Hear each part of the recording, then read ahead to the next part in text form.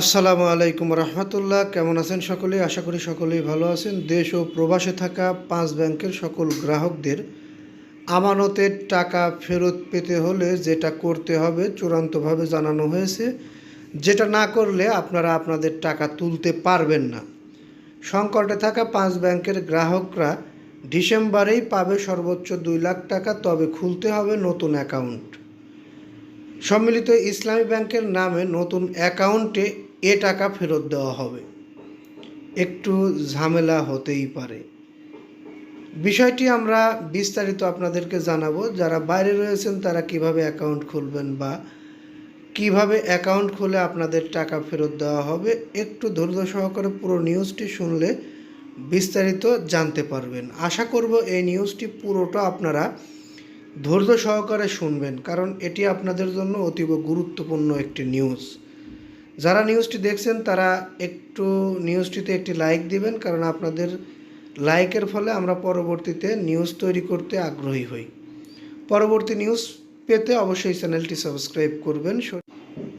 শরিয়া ভিত্তিক 5 ব্যাংকের সম্মিলিত প্রতিষ্ঠান সম্মিলিত ইসলামী ব্যাংক এর গ্রাহকরা বিমা তহবিল ইন্স্যুরেন্স ফান্ড থেকে তাদের আমানতের 2 লাখ টাকা পর্যন্ত ফেরত পাবেন চলতি ডিসেম্বর মাসেই। তবে সম্মিলিত ইসলামী ব্যাংকের নামে নতুন অ্যাকাউন্টে টাকা ফেরত দেওয়া হবে। কেন্দ্রীয় ব্যাংক ও সম্মিলিত ইসলামী ব্যাংকের একাধিক কর্মকর্তার সঙ্গে একথা বলে নিশ্চিত হওয়া গেছে। ফার্স্ট সিকিউরিটি ইসলামী ব্যাংক, গ্লোবাল ইসলামী ব্যাংক, সোশ্যাল ইসলামী ব্যাংক, এক্সিম ব্যাংক ও ইউনিয়ন ব্যাংক, এই 5 শরিয়া ভিত্তিক ব্যাংক একীভূত হয়ে গঠিত সম্মিলিত ইসলামী ব্যাংক আনুষ্ঠানিকভাবে কার্যক্রম শুরু করেন গত 2 ডিসেম্বর। বাংলাদেশ ব্যাংকের এক রেজলিউশন ডিপার্টমেন্টের একজন ঊর্ধ্বতন কর্মকর্তা বিটিএসকে বলেন, গ্রাহকদের আমানতের টাকা ফেরত দিতে নতুন ব্যাংকের অধীনে কেন্দ্রীয় ব্যাংক ইতিমধ্যে অর্থ ছাড় করেছে। তবে অর্থ প্রদান প্রক্রিয়ায় 3টি প্রধান চ্যালেঞ্জ রয়েছে।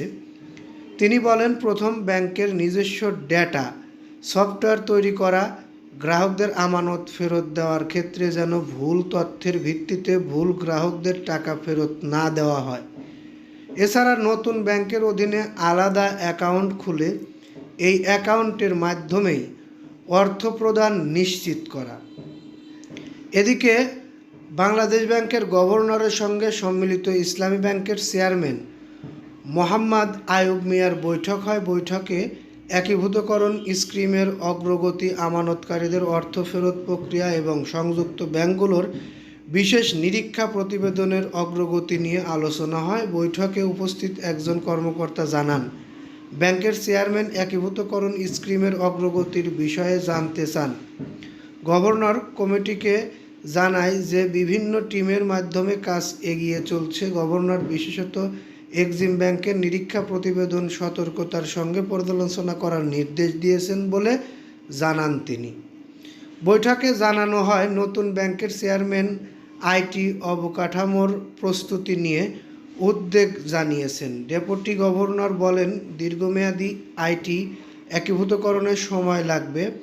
আপাতত অবকাঠামো ভাড়ায় নেওয়ার পরিকল্পনা রয়েছে। পুরো প্রক্রিয়া সম্পন্ন হতে প্রায় 3 বছর লাগতে পারে বলেও জানান গভর্নর। বৈঠকে গভর্নর, ডেপুটি গভর্নর, নতুন ব্যাংকের চেয়ারম্যান, ফিন্যান্স ও আইএফআইডির 2 পরিচালক,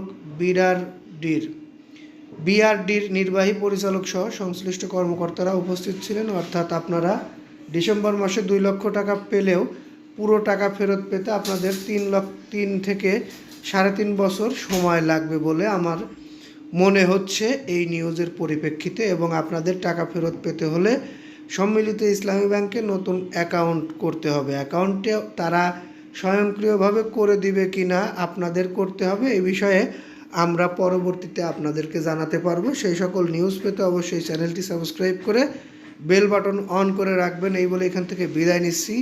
আমরা আর দীর্ঘায়িত করছি না। আসসালামু আলাইকুম।